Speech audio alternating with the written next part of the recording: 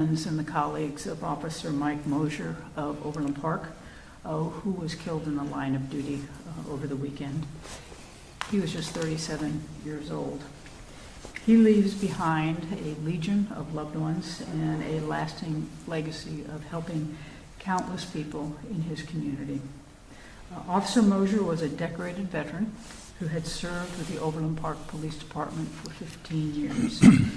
Among his accomplishments, he was named the Metropolitan Chiefs and Sheriff's Association Officer of the Year for his actions during an ambush shooting in 2018. Without question, he devoted his life's work to protecting others in heroic fashion. In tribute, I will order flags to be flown at half-staff statewide on the day of Officer Moszer's funeral. I will also sign an executive order today adding police, firefighters, paramedics, and other first responders to the list of Kansans honored posthumously in the solemn lowering of flags to half-staff. This executive order will amend a previous order that has been on the books for a decade now to include a specific protocol for first responders who die in the line of duty.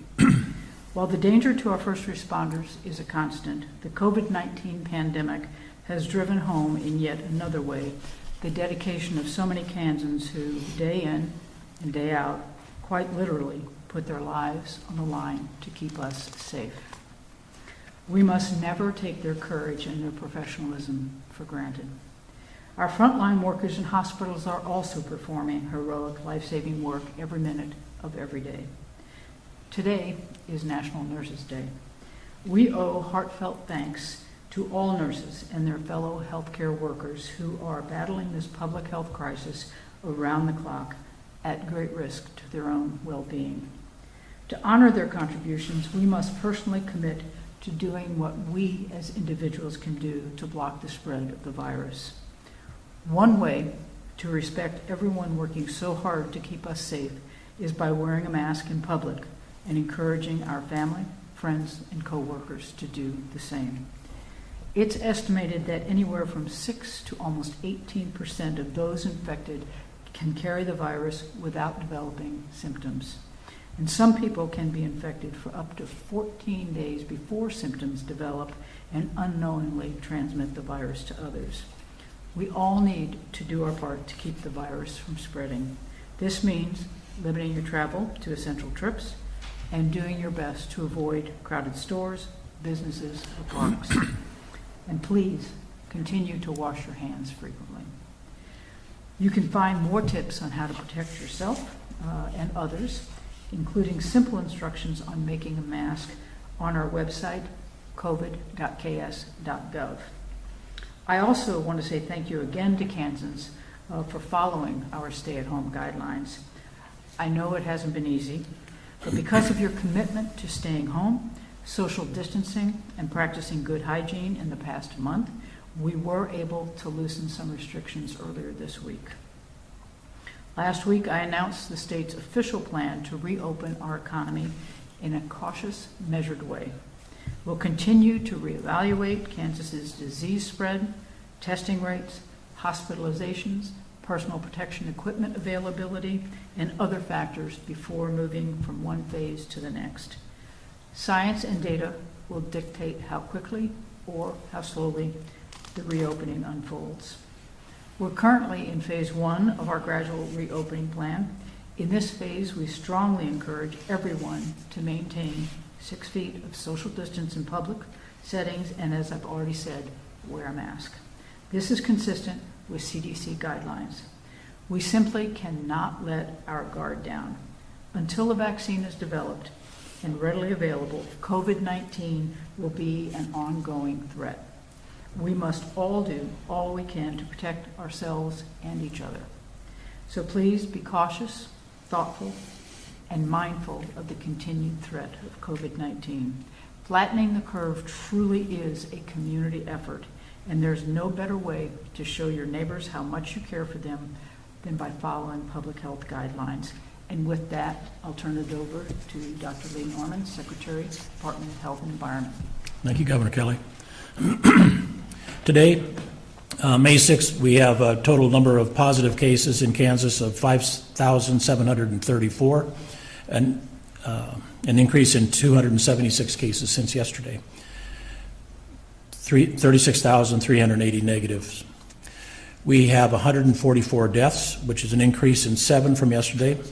5 of the 7 were identified through death certificates. This means they were either not initially reported in our EpiTrack system, which is our epidemiology tracking system in the state, or the death certificates, or that portion of the EpiTracks had been left blank or marked unknown.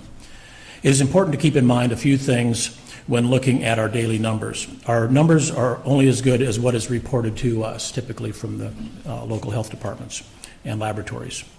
We often see batch numbers that come in and where they might have been withheld for a day or two and then come in batches. And there is sometimes a delay in reporting. As an example, Southwest Kansas is seeing a sharp increase, as we've talked about. And we've seen an increase in testing numbers and an increase in the number of case counts. The time of day they report to us depends on when they are included in our daily case count. The map on our COVID-19 website is updated about noon or 12:30 every day. And the reason I bring this up is because I think it's important to not focus necessarily one day to the next, but to watch overall trend lines as time goes on. Currently, the state is monitoring 75 clusters. And a breakdown, 30 are in private companies with 339 cases and 4 deaths. 22 are in long-term care facilities, including 498 cases, including 81 deaths. 8 are in church or church-related gatherings, 110 cases and 8 deaths. There are 6 meatpacking outbreaks with 985 cases and 2 deaths associated. 3 group living situations with 40 cases and 0 deaths. 3 correctional facilities, Lansing, as we've talked about in the past, the Wichita Work Release, and the Grossman Center, with 479 cases and 2 deaths. 3 healthcare facilities with 21 cases and 0 deaths. And a note about Lansing. Testing of all inmates in Lansing was completed on the 5th of this month. We should have the complete report of all those results later this week. Staff will be tested in totality by the early part of next week. Testing. With more testing supplies available in Kansas, the KDHE is encouraging providers to begin testing anyone who is symptomatic. You'll recall we had more restrictive guidelines in the past. We've made those more liberal, but still require symptoms. Symptoms of COVID-19 are ever expanding, interestingly, as we've gotten more experience with this particular virus. Fever remains as a symptom, of course. Chills, rigors, meaning the shaking that goes along with fever and chills. Myalgia, meaning muscle pains or aches, not due to like gardening and heavy lifting, those kind of things. Malaise, which is a general feeling of blah, lack of energy.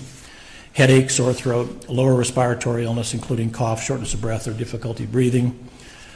And interestingly, and we've talked about, but it's becoming a fairly common one, is the loss of the sense of smell or taste. And interestingly, diarrhea. The reason I say interestingly is because respiratory viruses and illnesses typically don't involve the gastrointestinal tract, but we're seeing where mild abdominal pain and diarrhea is common with this.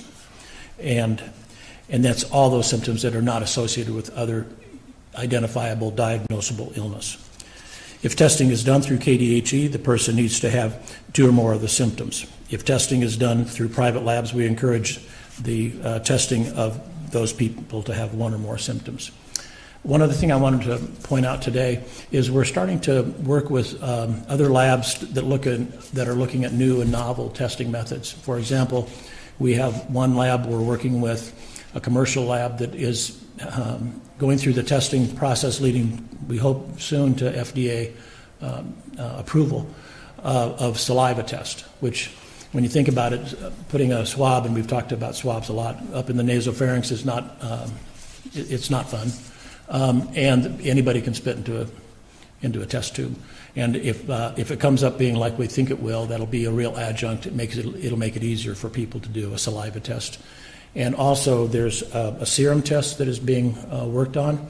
We're going to be, when I say experimenting with it, meaning getting some experience with it, that measures the antibodies. You will recall that antibodies are produced in the blood and it goes after the virus, and there's a couple different ones, IgM, IgG. Those serology tests have been out there, but they've not been specific for COVID-19. And what the goal is as we move into population testing, to have an antibody test that is quite specific to COVID-19, not those coronaviruses that cause the common cold. And we're getting more and more optimistic that even though we have, for now, sufficient testing capability, as I just described, and the 60,000 we talked last week, earlier in the week with the White House and CDC that had promised 60,000 test kits a month so we could test 2% of the Kansans to get a really great understanding of the population dynamics with this particular illness. Those test kits have started coming in the door already. And so I'm getting more and more optimistic, but we would like to have a number of testing modalities available, so that's why we're looking at the future. That's the end of my comments, Governor. Questions? Yes, Dr. Norman. Yes. You all have talked a lot about contact tracing. Where does the hiring of the 400 people stand, and how many of them are going to be volunteers, and how many of them are in place now, and how many contacts can 400 people trace? Yeah, that was 4 questions, and I think the answer is fine, thank you. We are bringing in cohorts of 25 to 50. We've got, I believe, right about 200 people now. We were at the mid 150-ish range last week. 25 of the core staff are going to be employed by the agency, and the rest will be, at this point in time, volunteers. And we've had no shortage of people contacting us that want to be contact tracers. I think we'll get a little bit stretched thin when people start going back to work as the economy and as businesses open back up again. We have some physically in place in Southwest Kansas, for example. We have a whole group of people in our agency here, but mostly this is done by telephone so people can be anywhere. And of course, trying to limit travel, we would encourage them to remain in out of harm's way and in their own home to do the contact tracing by phone. But how many people can one tracer trace? It depends on the question is how many people can one person trace. It depends on the nature of the interview. It can be as little as 5 or 10 minutes per person, so they can do many in a day. And we had an example of one case that we heard about today that had 200, one confirmed case had 200 contacts that will all need to be followed up by telephone. So the person who has the positive test and therefore the illness is a very detailed investigative interview, and that's what the 25 staffers I'm talking about will do. That the contact tracing itself is much more basic, and that person does not have to be the contact tracer themselves. It doesn't have to be a medical person. They can be somebody that can follow a script, because it's mostly fairly simple things like, how do you feel? Do you have a fever? Have you had any of this? Have you had any of that? Pretty straightforward. Secretary, counties generally take the lead on the contact tracing. Yes. Right? So how do your state tracers integrate into those county operations? Like, which cases do they work with? Yes, the question is, how do we interact with the counties? We are there to supplement the counties. The counties have primary responsibility and will do the initial contacts and then ask for assistance in an overflow way, if you will. Secretary, even though it's only been a couple days, how would you say the reopening is going so far, and what kinds of signs will you be looking for within the next coming days as to if we're going to need to re-implement some precautions? Yeah. Good question. It's probably a little too soon to know how it's going. I think it would be anecdotal and just in looking around, and that's not good science. What we will always be looking at is a fairly lengthy period of time, and not one day to the next, one day to the next. And again, it's because of the variability I mentioned about when things are reported. And for example, we know that weekends, there's just as much activity going on about testing, and our laboratory is just as busy. And by the way, we are extending our hours in the laboratory to ramp up to even more testing capability. So it's always going to be busy first part with more cases reported the first part of a week. So we look over a period of the last 14 days, which makes sense for two reasons. One is that's the incubation period for the virus, and you'd like to see in 2-week increments if you're making headway. And then secondly, you're always trying to catch up in terms of the amount of reporting and data entry. As boring as that may sound, it's a real phenomenon. Secretary, can you explain where we are in the process of the machine that cleans masks? Is that operational right now? It's operational now. How many is it doing right now? And then how does it get decided, let's say a nurse would rather have a new mask or hospitals would like new masks? Are you still sending them new masks or is it just cleaning out? You know, I think I'll bring that back next time with a more detailed process flow. We do know that the masks are barcoded so that we know whose mask it is and how many times it's gone through that. And I think it's around 18,000 masks a day, but I think I better not stick my neck out with that. I'll come back to you with a more complete answer on Friday because it's a very interesting flow. And keep in mind, this is not a little tanning bed. This is 7 Connex trailers. Are there still a lot of new masks that you guys have that are still being dispersed Yes. to anyone? Not to anyone. We don't, for example, to private businesses. We have it to health departments and nonprofits and those kind of things. Secretary, is contact tracing any good if there are so many asymptomatic patients with this particular illness and we're usually not testing them? Right. So the question is, so I make sure I understand, is contact tracing valuable, knowing full well that a lot of the people on the other end of the phone, even if they have it, will be asymptomatic? That is a limiting factor. That's why we want to do more population testing to really understand in those asymptomatic people. Because any one of us could be exposed to somebody that's asymptomatic, and it's a limitation of verbal contact tracing, yes. Secretary, why the big outbreak at Lansing but no other prisons? Is there something unique about Lansing? Was that for me? Mm-hmm. I don't think it's anything specifically unique because prisons crowd more than we like. If in an optimal world, there would be more room to spread out. I think what probably, in retrospect, happened at Lansing was that there was a certain number of cases. And remember, we talked about a R0 of 5. When you go from 1 to 6 to 30, that goes very quickly. And I think maybe that it was just a certain burden of cases there before it was recognized as such, as per the other earlier question. If people, and again, a lot of them are younger population, are more likely to be asymptomatic, probably, and this is a little bit of a conjecture, but probably that there was a fair number of asymptomatic people, and then it got a toehold, and then it goes pretty quickly.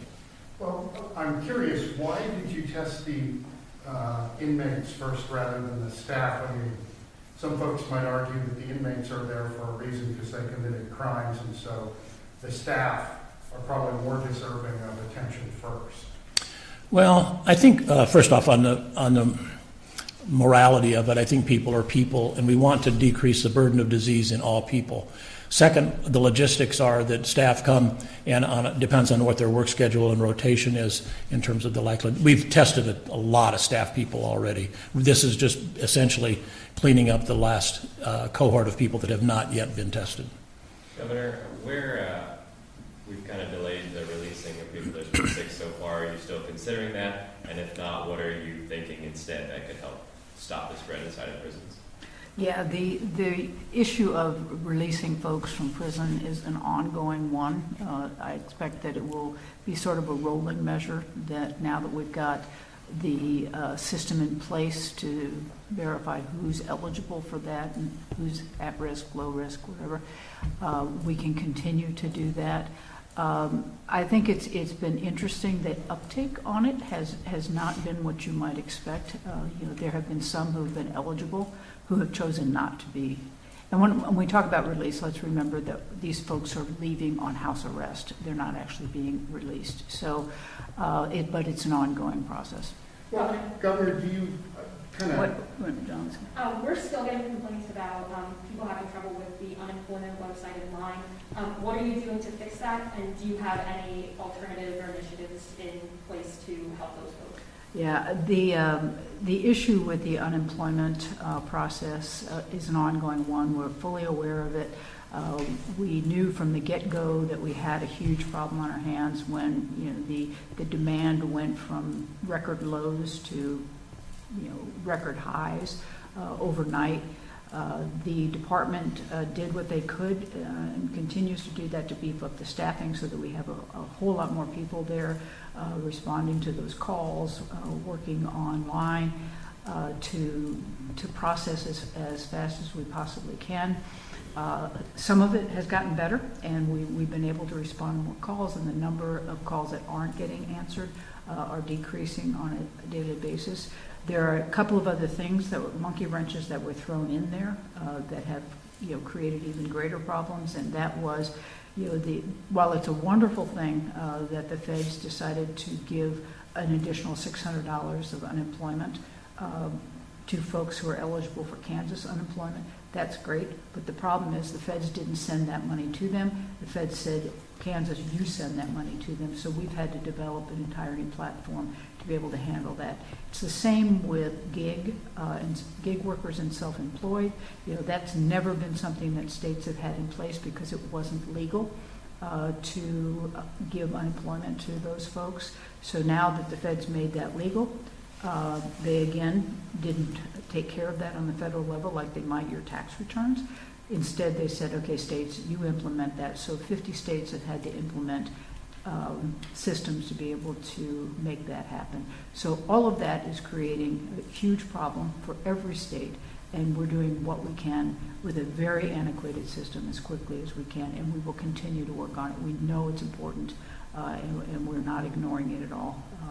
And I know people are frustrated. I know a lot of calls are going unanswered, but I can't begin to tell you how many calls are getting answered and how many checks are going out.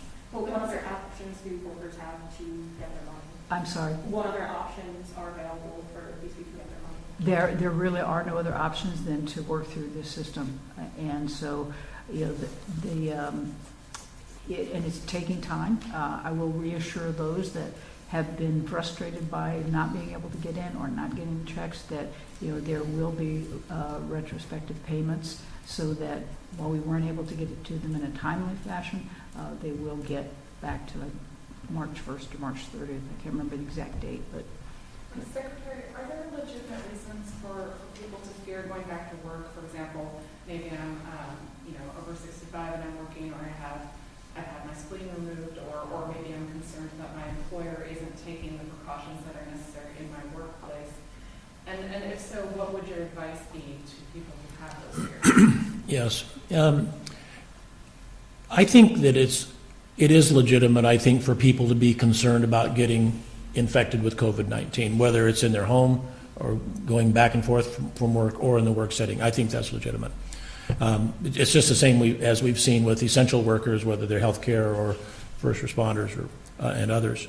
I think the best they do is to tend to the knitting, and all the advice that we've given all along, it still holds to the social distancing, work from home when you can, telework if possible. If you are going back, to make sure the surfaces are clean, hands are clean, masks are worn. I think it's the blocking and tackling with the basics is the best that people can do. Yes, And I think actually it should be pretty good. The fact that we are here with you indicates, and I can't speak for the governor, but I'm over age 65, and I do pay attention to the all those admonitions to do things properly, and I feel comfortable as long as we're doing that. Let's say a waitress, who might have to actually go up to tables Yeah. with new people constantly. Yeah, I think, as again, 2 ships passing in the night are very low risk. We know that. And as long as they don't hang around and chit-chat, I think they should be fine. But you cannot mitigate risk down to 0. There's no question about that. Well, but Governor, that raises the question that's come up in other states, this issue of people who voluntarily quit not getting unemployment. And in some states, if they fear going back to work and they don't come into work, they get fired, they don't get unemployment. Are you looking at changing the state's policy on that? Well, John, that issue of, if I'm afraid to go back to work and I don't go back to work and so I get fired, and can I get unemployment or not? We are going to deal with that on a case-by-case basis. So, and it will be tedious to do that, but we think it's important not to just have a blanket, if you're called back to work and you don't go back to work because you're afraid or you've got an underlying condition or whatever, that you just aren't going to get unemployment. We don't want to approach it that way. We really do want to take into account individual circumstances. Governor, with concerns of a second wave coming of COVID-19, what would it take to re-implement another stay-at-home order if there is a second wave? Well, you want to know technically what it will take? It'll take the lawyer putting it together for us and my announcing it. But what it's going to take will be the data and the recommendations of our public health people.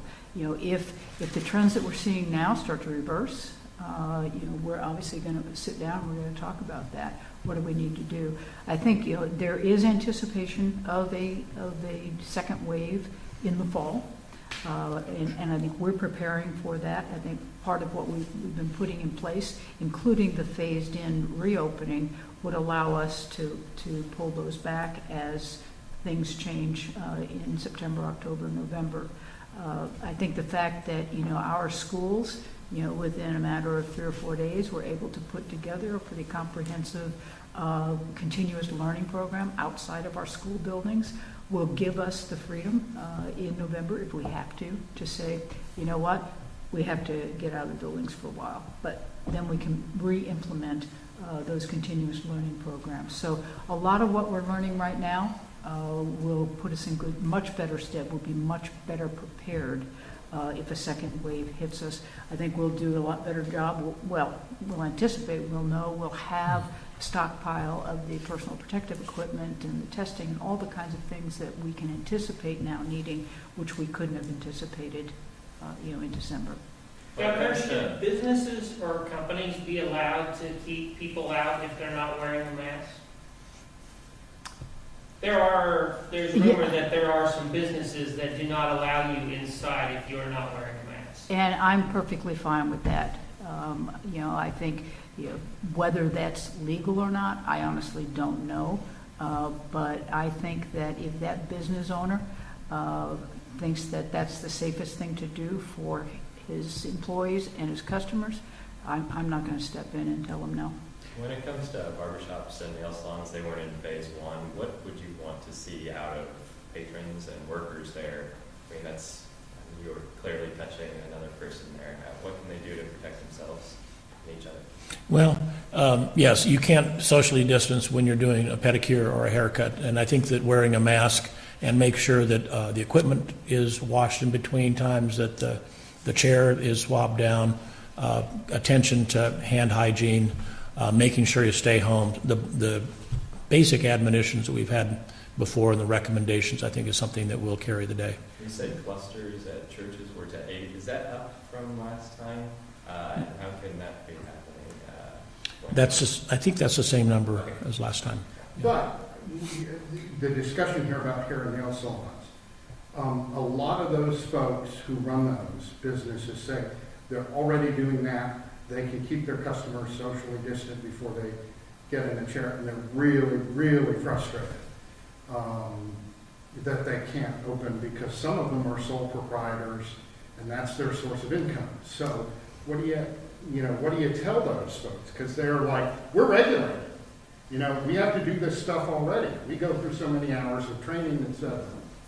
Yeah, John, I had a long conference call with the barber and cosmetology world talking about just that. And I recognize that they already have in some pretty strict industry standards just to be licensed to practice in that area. So, yeah, we fully understand that, but then there's also the reality of, yes, you can social distance, you can do all those things, but is your shop all set up to do that? Are you really ready to do that? Are you prepared to deal with the need to ramp it up because of the COVID virus? You know, I mean, the standards that they have in place have been there because that's just their licensing requirement. This is going to require them really to take it up a notch and to be very conscientious and to put into places, like a number of them will be putting into places where, you know, if you can't be a walk-in, you have to have an appointment.